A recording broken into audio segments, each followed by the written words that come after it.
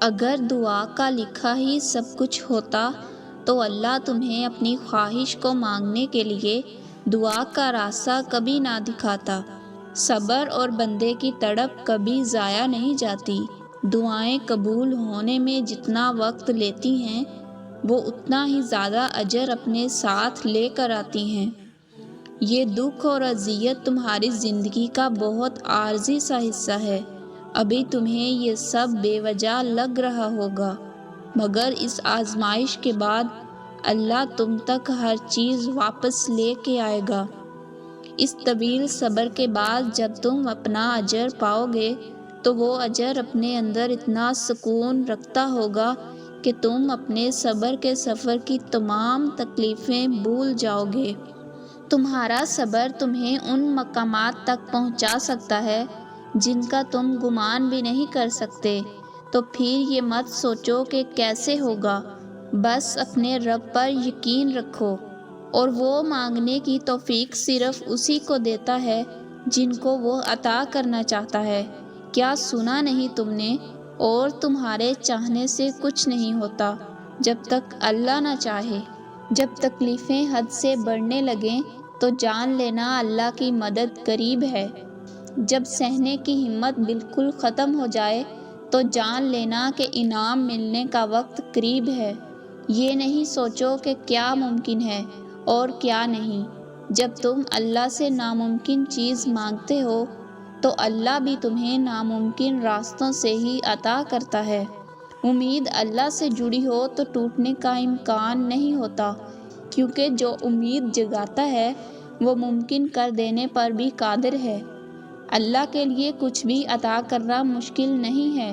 ایک دن اللہ تمہیں ہر اس چیز سے نواز دے گا جس کی تم دن رات طلب کرتے ہو۔ یہ اس کی تقسیم ہے کہ وہ کچھ کو بن مانگے ہی عطا کر دیتا ہے، اور کچھ کی پکار اسے اتنی پسند ہوتی ہے کہ وہ انہیں بار بار سننا چاہتا ہے۔ اگر اللہ نے تمہارے دل میں کچھ ڈالا ہے اور تمہیں مانگنے کی توفیق بھی دی ہے تو یقین رکھو نصیب میں بھی وہی ڈالے گا۔ سدا وقت ایک جیسا نہیں رہتا، چاہے مشکل کتنی بھی بڑی کیوں نہ ہو، ایک نہ ایک دن آسانی میں بدل جاتی ہے۔ دعا مانگ کر بھی ڈرتے رہو گے تو لگے گا کہ قبول ہونے کا یقین نہیں ہے۔ یقین رکھو دعاؤں پر اور رب کی ذات پر، وہ ضرور کن کہے گا۔ تم ابھی جس مقام پر ہو وہ اللہ کے منصوبے کا ایک حصہ ہے، اور اس سے گزر کر تمہارے لیے وہ سب ہے جو تم مانگتے ہو۔ اور دعاؤں سے تو اللہ بھی مل جاتا ہے، تو پھر یہ چاہت کیا چیز ہے؟ بس تمہیں یقین رکھنا ہے کہ جو اس سے مانگ لیا جائے وہ مل کر ہی رہتا ہے۔ جب تک اللہ کا فیصلہ نہیں آتا تم بھی مانگنا نہ چھوڑنا۔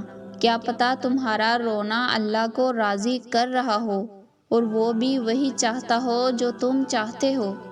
جس دن دعا مانگنے کے بعد تمہارے دل سے یہ شک ختم ہو جائے گا کہ دعا پوری ہوگی یا نہیں، اس دن سے تمہاری دعائیں پوری ہونے میں زیادہ وقت نہیں لگے گا۔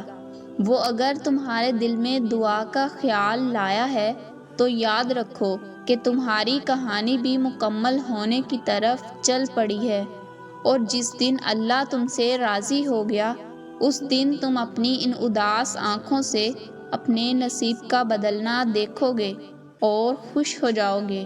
ہو سکتا ہے تمہاری رضا کو اللہ نے تمہارا مقدر بنا دیا ہو، لیکن اس کا تمہیں ملنا دعاؤں کے بعد ہی لکھا گیا ہو۔